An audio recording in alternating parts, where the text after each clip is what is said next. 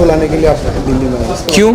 मैंने आज तक कोई भी कम्युनिटी के खिलाफ कुछ नहीं बोला है, और मैं बंगाली कम्युनिटी के खिलाफ क्यों बोलूँगा? हम लोग यहाँ आए हैं, हम लोग सिटीजनशिप अमेंडमेंट बिल के खिलाफ थे, हम लोग फॉरेस्ट बिल के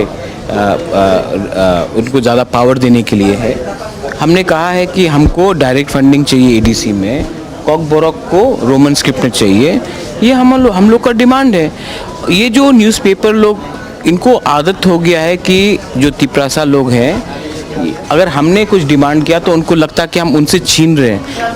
हमने किसी से नहीं छीना है। बंगाली को हम बहुत आदर करते हैं, लेकिन हमको हमारा हक चाहिए और हमने अपना संवैधानिक हक मांगा है। ये रुलाने वाला बात नहीं है। और ये जो न्यूज़पेपर जो लिख रहे हैं वो बंगाली के सेंटिमेंट को नहीं समझते हैं।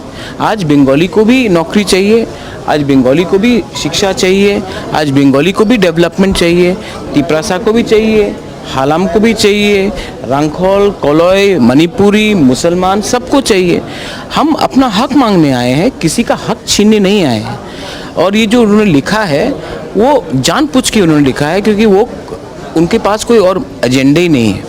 और मैं जानता हूँ कि त्रिपुरा में 4-5 लीडर हैं जो चाहते हैं कि मुझे हटाकर खुद वो पावरफुल पोजीशन में आए।